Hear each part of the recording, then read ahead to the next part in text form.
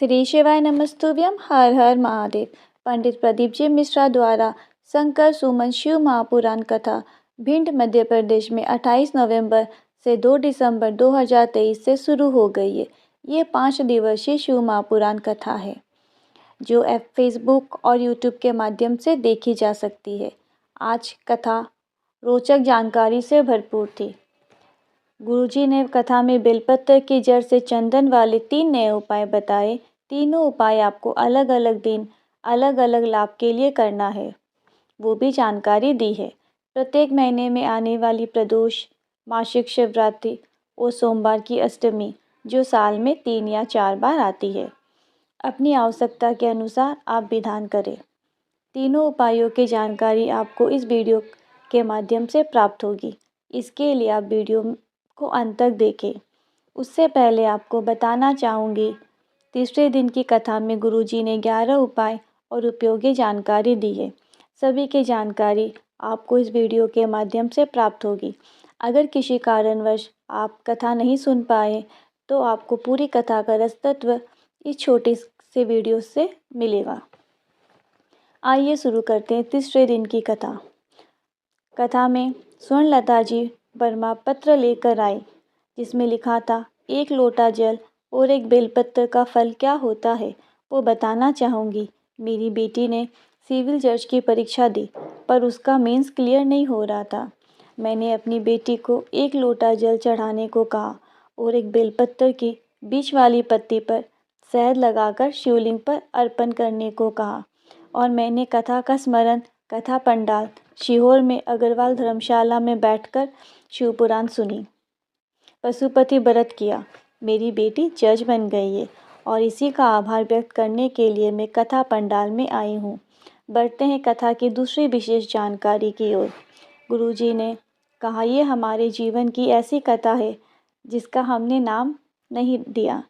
हमने आशीष जी और समीर जी से कहा, जहाँ ददुरा धाम में ये कथा हो रही है, इसका नाम भी ददुरा धाम सरकार ही रखेगी और इस कथा का नाम शंकर सुमन सुंदर शिव महापुराण कथा रखा गया।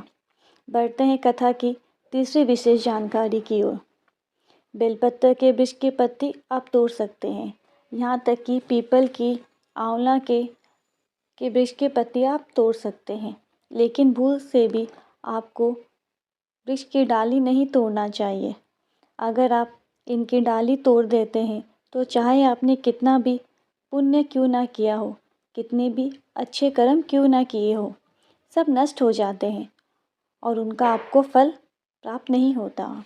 बढ़ते हैं कथा की चौथी विशेष जानकारी की ओर। गुरुजी ने कहा, 1 बेलपत्र के पेड़ पर या पौधे में औषधि का क्या फल होता है, आप जिस दिन उसे जान जाओगे तो आप बेलपत्र को कभी भी ऐसे नहीं तोड़ोगे।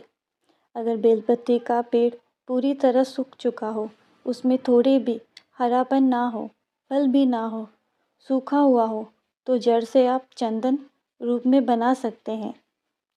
बढ़ते हैं कथा की 5वीं विशेष जानकारी की ओर। गुरुजी ने बताया, सभी तरह के शस्त्र का नाम रखा गया था।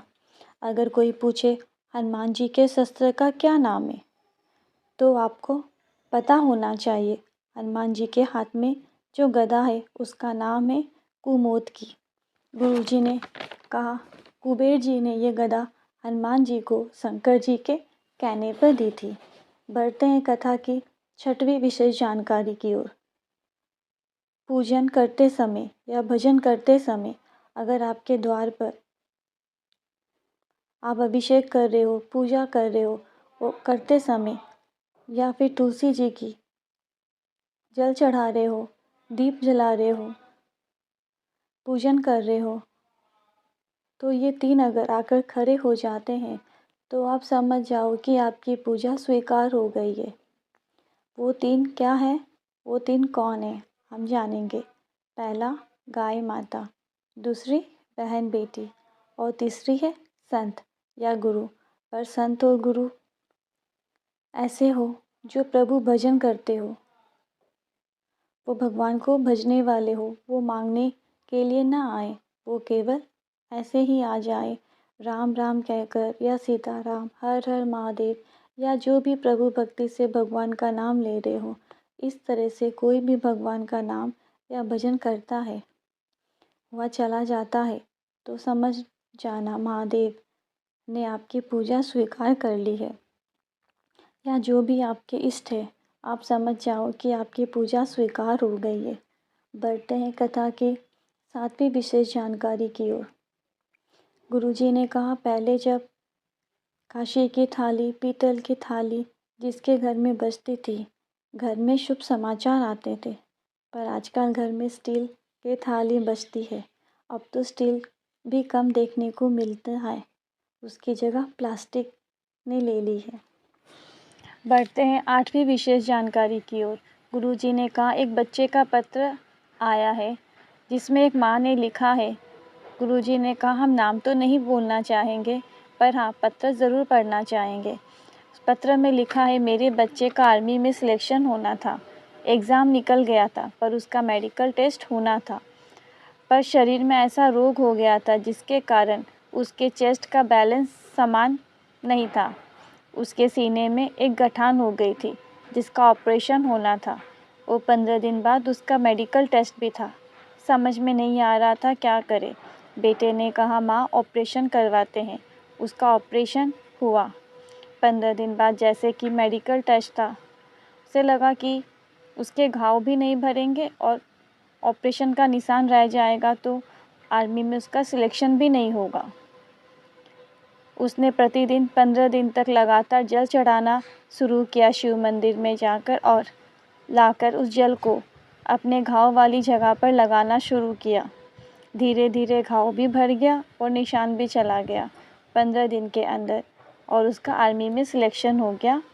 इसी का आभार व्यक्त करने के लिए वो कथा पंडाल पर आई है। बढ़ते हैं 9वीं विशेष जानकारी की ओर। गुरुजी ने कहा, सलाह और सहयोग में ज़मीन आसमान का अंतर है। सलाह देने वाले तो बहुत मिल जाएंगे, पर सहयोग देने वाले नहीं। जैसे कि अगर आप किसी से कहोगे मेरे हाथ में दर्द है, तो वो आपको सलाह ज़रूर देंगे कि डॉक्टर को दिखाओ, दवाई लो, मलहम लगाओ।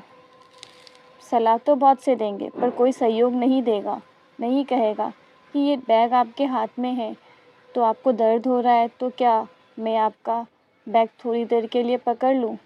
सलाह देने वाले बहुत लोग मिल जाएंगे, पर सहयोग देने वाले 1 या 2 ही मिलते हैं। अब बढ़ते हैं 10वीं विशेष जानकारी की तरफ। गुरुजी ने कहा, जब बेलपत्र का वृक्ष पूरी तरह से सूख जाए, उसमें हरापन ना रहे, पत्तियाँ भी सूख जाए, पत्तियाँ और नहीं आ रही हो, बेल फल भी नहीं आ रहे हो, आप वृक्ष को बजाकर देख ले, पूरी तरह से वृक्ष सूख जाए, तो आपको बेल वृक्ष का चंदन बनाना है। इसके लिए आपको बेल वृक्ष के जड़ को लेना है और उसका चंदन बनाएं।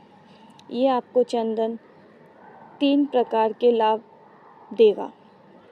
पहला लाभ जानते हैं, लेकिन आप चंदन बनाकर आपको रखना है।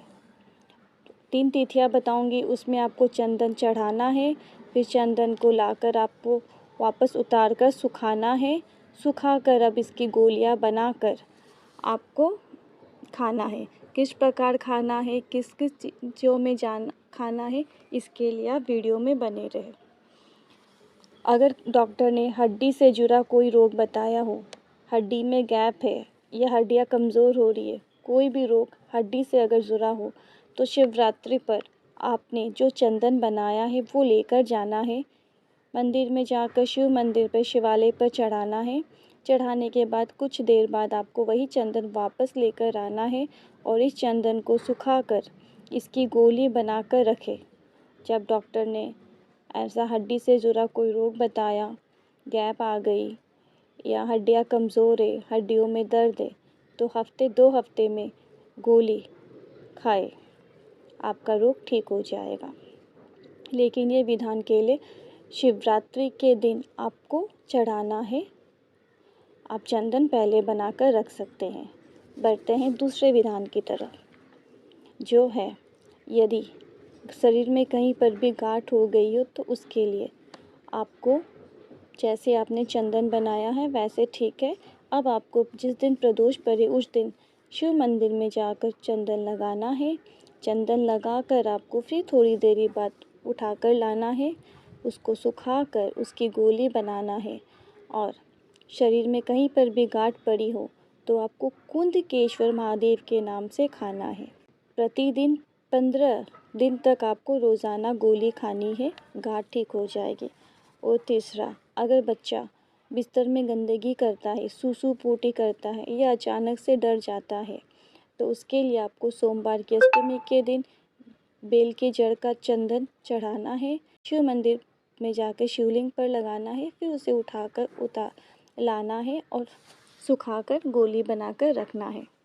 यदि बच्चा बिस्तर पर गंदगी करता है, हर हफ्ते एक बार खिलाएं।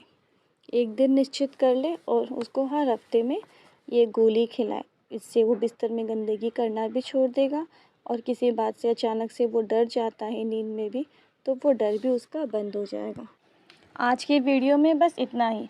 अगर मेरे द्वारा दी गई जानकारी आपको ज़रा भी हेल्पफुल लगी हो तो कमेंट में हर हर महादेव लिखना ना भूलें और साथ ही लाइक, शेयर और बेल आइकन को क्लिक करना ना भूलें, जिससे जब भी मैं न्यू वीडियो अपलोड करूं आपको नोटिफिकेशन मिल जाए और आप वीडियो को देख सकें।